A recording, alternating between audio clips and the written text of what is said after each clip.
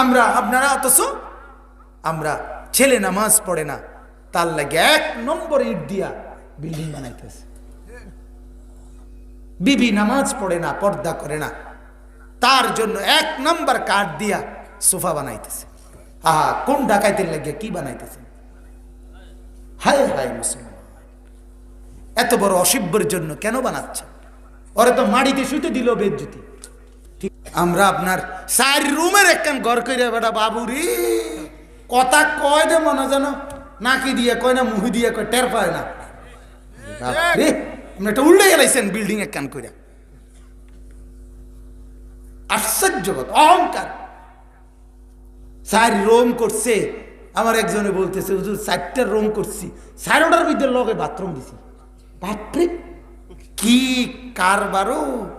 4 রুমের লগে 4টা বাথরুম, কি কত! মনে উনি যে কইছে মনে হয় যেন 7 সমুদ্র 13 নদী বিজয় করলো, এত সুখ লাগলো। নইলে এবারতে যেরুম লাগতে আছে ওটা 4টা বাথরুম জাগাত মানুষে একটা দিয়ে কুলাইতে পারে না। হেবড়া এনে 4টা রুমে 4টা বাথরুম দিছে, ওটা খুশি। এটার মধ্যে বুজুর্গির কি আছে আপনি কোন তো? আপনি কন না, একজন মানুষের কন না। 4 রুমে 4টা বাথরুমের মধ্যে, মানে এটার অর্থ হইল আমি বুঝছি আমি বুঝছি ওই ছোটবেলায় যে উন্দুরের ওষুধ বেচে দেখছেন না, ক্যাম্বাসাররা উন্দুরের ওষুধ বেচতে ওরা কইতো ইন্দুরের ওষুধ যারা বেচে তারা কয় জাগাত খায় জাগাত বেড়ে, এটা কয় না?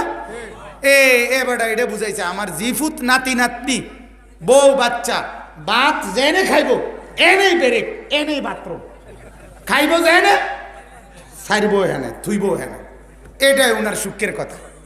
জাগাত খায় জাগাত বেড়ে। বলেন নাউজুবিল্লাহ। নাইলে আপনি বলেন না, এটা কথা হইল কোনো? Boundary wall, building, tiles, Malaysian কাঠ, সেগুন কাঠ, SS5-এর গেট, হুজুর 1 নম্বর ইট, একবারে বালামতে রাজমিস্ত্রি। এটি কি? এগুলো কথা? এগুলো কোনো বুজুর্গির কিছু? এগুলো মানুষের কাছে বলার মতো কিছু? আপনি বলেন এটা ফুডাঙ্গিরির কি আছে? 2 তলা একটা বিল্ডিং এর মধ্যে ফুডাঙ্গিরির কি আছে? যেখানে পৃথিবীতে 100 তলা বিল্ডিং আছে। কথা বলেন না কেন? 160 তলা বিল্ডিং আছে। তো দুবাইতে 160 তলা বিল্ডিং আছে, আপনি সেখানে 2 তলা বিল্ডিং দিয়া ফুডাঙ্গিরির কি আছে এখানে? এই জন্য দুনিয়া অর্জনের নাম কামিয়াবি না, নিজে এবং বিবি বাচ্চা নেককার, এটাই হলো আমার জিন্দিগির কামিয়াবি। ঠিক কি না বলেন না? এটাই জীবনের বড় পুঁজি। নাইলে বাজান হায়াতের এই 3 অংশ আল্লাহ তাআলা আমাদেরকে দান করছে। আমাদের জিন্দিগির 3 অংশ। 1 অংশের প্রথম অংশের নাম দোফ। আল্লাহ বলছে আমার বান্দা আমি তোমাকে 3টা হায়াতের 3টা অংশ দিছি। 1 নাম্বার অংশ হইল দুর্বলতা, 2 নাম্বার অংশ হইল শক্তি, 3 নাম্বার অংশ হইল পুনরায় দুর্বলতা। তোমার জিন্দিগির 3টা অবস্থা। প্রথম তুমি দুর্বল, দ্বিতীয়ত তুমি শক্তিশালী সবল, তৃতীয়ত পুনরায় তুমি আবার কি দুর্বল। এই ছোট্ট বাচ্চা সে এখন দুর্বল, আজকের তাগড়া জওয়ান সে সবল, আবার এই মুরব্বী চাচা আবার দুর্বল। ঠিক কি না বলেন না? এই হলো আমাদের হালাত। এই 3টাই হালাত আমাদের জিন্দিগির অবস্থা। এই 3টাই আল্লাহ তাআলা বলেন বান্দা তুমি তো দেখো তোমার বড়াই করার কি আছে? এই তুমিই ছিলা দুর্বল, দেখতে দেখতে আমি তোমাকে বানাইছি সবল।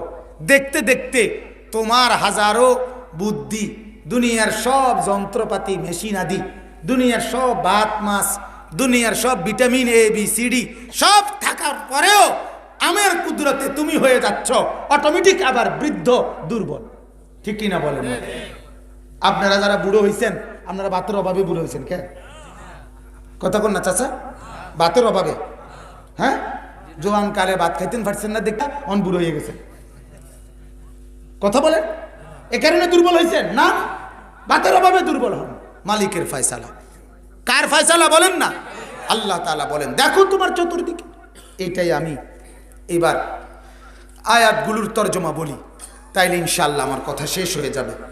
আমি কয়েকটা আয়াত পড়ছি আপনাদের কাছে, আর অল্প একটু সময়। প্রথম কথা আমি বলে ফেলছি, আমার মূল বক্তব্য বলা হয়েছে, মূল বক্তব্য আমার এটাই, আপনাদেরকে অনুভূতি জাগানো, বিবেক জাগানো।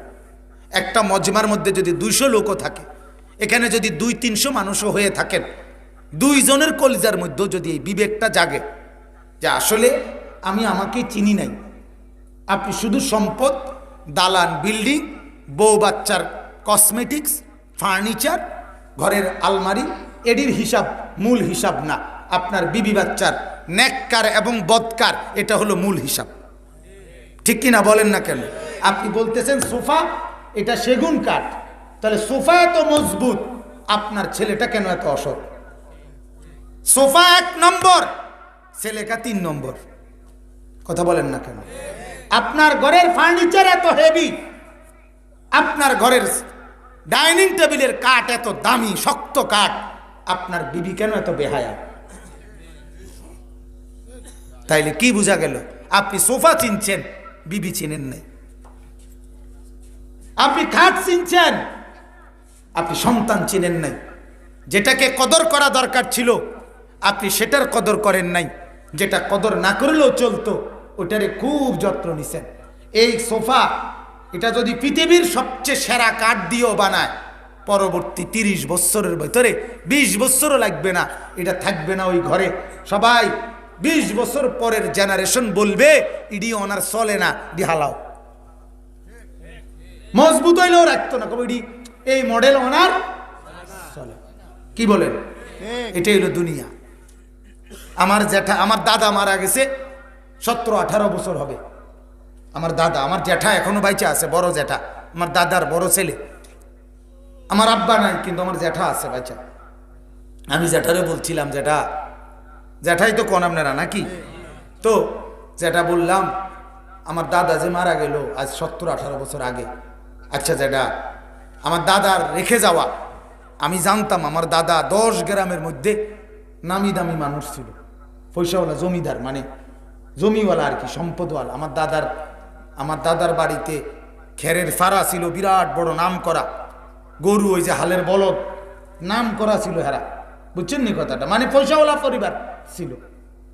তা আমি জাডারে বললাম, দাদার বানানো, দাদার আমলের কোনো একটা জিনিস যেটা আপনার কাছে আসেনি, যেটা দেখাইবেন, যেটা তোর দাদার আমলের নুনের বাটি বা তোর দাদার আমলের কি একটা ফিরি, কথাটা বুঝছেন না? একটা ফিরি বোঝেন না, যে ছোট কাঠ, একটা কিছু দেখান, একটা কিছু আছে কিনা চিহ্ন। আমার জ্যাঠা কাঁদা দিছিল, চোখের পানি ফেল দিছে, বাতিজা কি কইলা? আমি কইলাম, তাইলে বলেন তো জ্যাঠা, আপনি আমার দাদার আমলের, আপনি বাপ, আপনি বড় ছেলে বাইচা থাকতেই আপনি আপনার বাবার একটা স্মৃতি ঘরে রাখলেন না। আপনি কেমনে তাইলে বুঝলেন আপনার পরে আপনার এই মজবুত কাঠ, মজবুত ফার্নিচার এটি কে রাখবো? আপনার এটি কথা বলেন না, কে রাখবে? বলেন আহারে, ঠিক কিনা বলেন না কেন? আল্লাহর দুশ্মনকে মাটিতে শুইতে দিলেও তো বেজ্জুতি, বেনামাজিকে মাটিতে শুইতে দিলেও তো বেজ্জুতি। হাদিসের মধ্যে আছে, মাটি পর্যন্ত নাফরমানকে নিয়ে আল্লাহর কাছে ফরিয়াদ করে, আল্লাহ তুমি আমার অনুমতি দাও, তোমার এই নাফরমান বান্দা বান্দিকে আমি একটা উল্টানি দেই, আমার নিচের মাটি উপরে তুইলা, উপরের মাটি নিচে নিয়া, আমি শুধু একটা ওয়াইজের কুম বিছনায় এই পাশ ওপাশ করে, আমি জমিনে একটা উল্টানি দেই, তারে দিয়া একটা উল্টানি দিলে তো 7 তবক জমিনের নিচে যায় বগা। ঠিক কিনা বলেন?